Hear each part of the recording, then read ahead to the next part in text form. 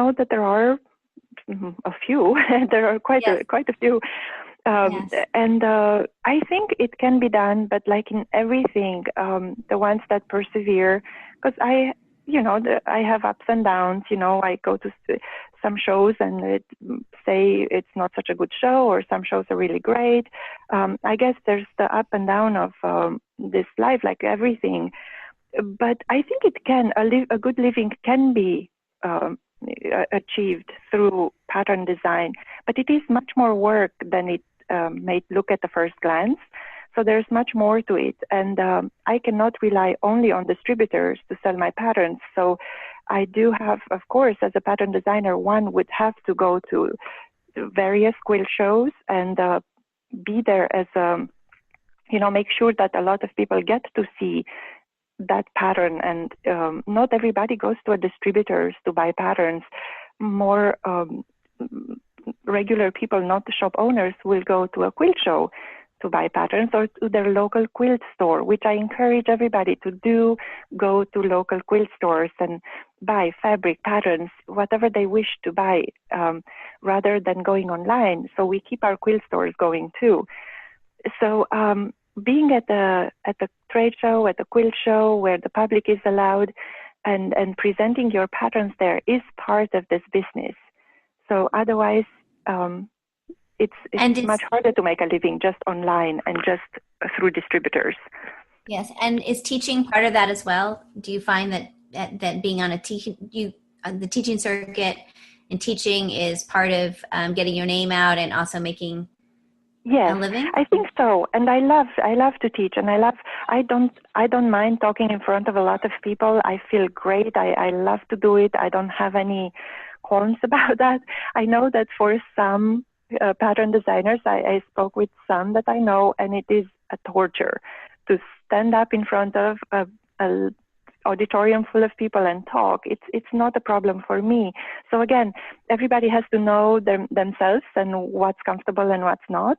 But I think that is also very important, to go to guilds and talk about the process and about one's path in the business, and also be there and show the quilts and have the pattern for these quilts, because most of the times what I encounter is that everybody wants to make exactly the same quilt that I made, exactly the same fabric, exactly the same pattern, exactly everything. There are creative individuals out there that will want to change, but most of the times the ladies so love what they see that they would like to replicate it entirely, which is very interesting. Yes, so being out there with the quilt in front of guilds, it's kind of like how do they call it here? Grassroots movement. Right. That is very important. That's really interesting. Well, I looked at, you sent me Totally Spring, which is just insanely gorgeous. And just like beautiful beyond beautiful. And I can imagine that people would want kits of that they would want to make it just like you made it, and that they would find it. Do you feel like you would ever go into that side of the business of doing kits, or is that just too complicated? I've been so pressured at the last market, not pressured, but by the request. There was an overwhelming request for kits. So I definitely will go down that path.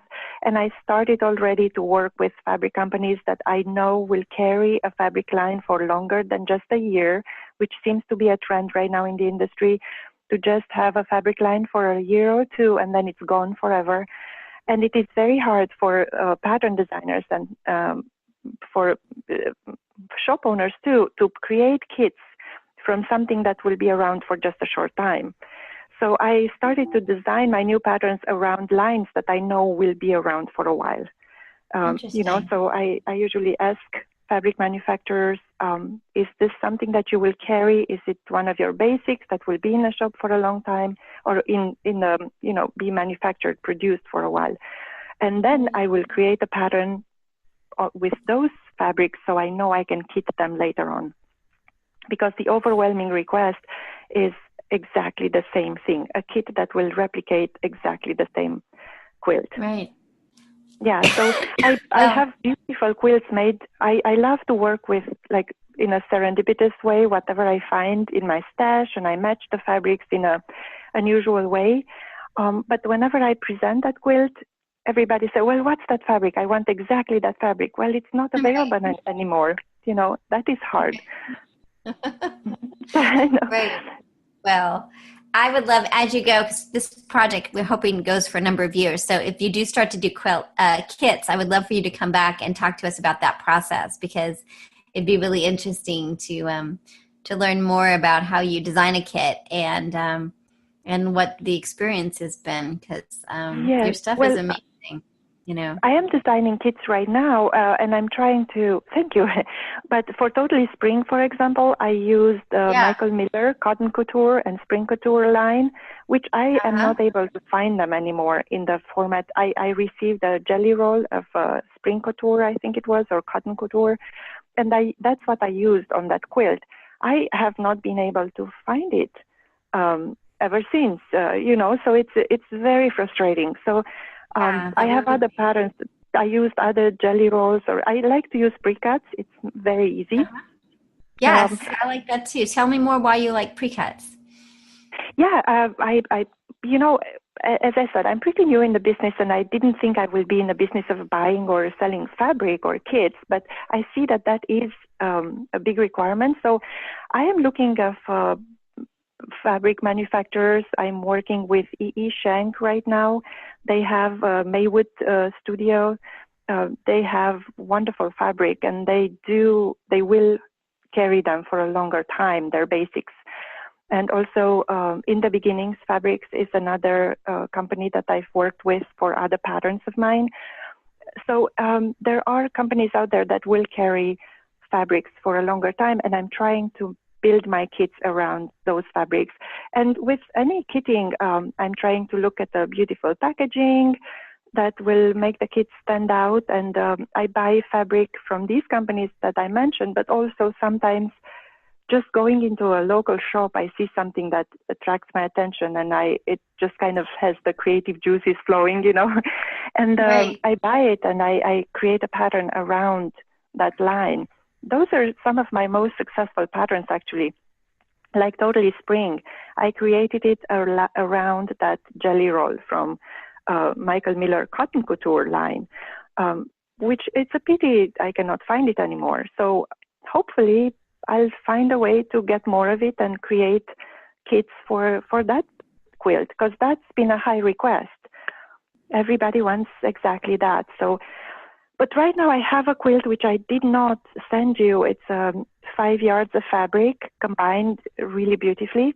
And I've been purchasing fabric to create those 5 yards, 1 yard each of 5 different fabrics to create those kits. And I love to combine colors and patterns. And I think those are going to be a great success. Oh, that's very cool. Well, this is super great. I really do hope as we go in our project that we can check back in with you and learn more about what's happening, because super great. And then the quilting itself, do you do the quilting or do you have others do the quilting? The quilting is beautiful on these thank quilts. you. Yes. And on all what I sent you, I did all the quilting on a couple of samples, but usually repeats of the quilts that I have already made for patterns. I had a local quilter, her name is Kathy Jassy, the Quilted Leaf. She has quilted a few of my latest quilts, but none of them is the one that will appear on the cover because I already have all the covers for the patterns. So yes, I do all my quilting on a little Bernina 820.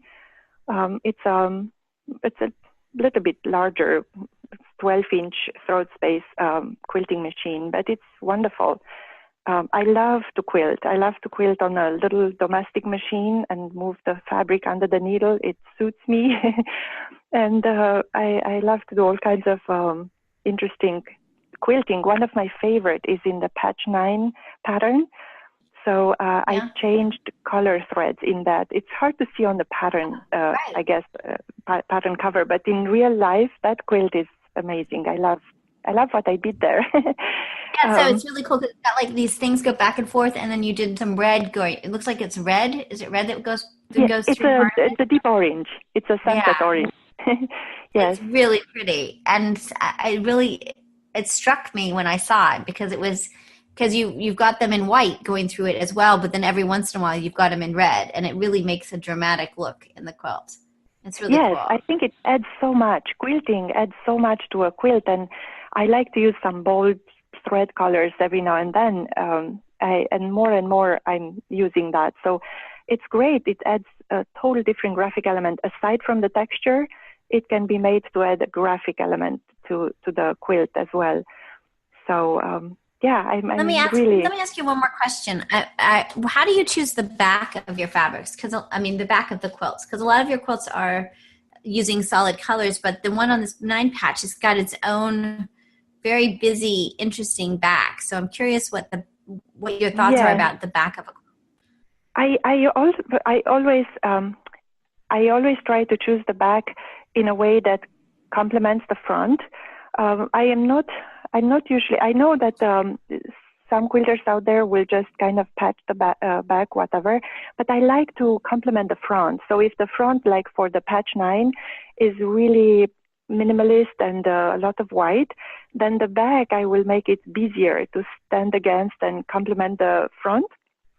So the back of patch 9 is made of little squares. The fabric I found was such a perfect match because the front is made of squares and the back is a lot of little tiny squares together. And the colors, actually all the colors from the front are found in this busy back.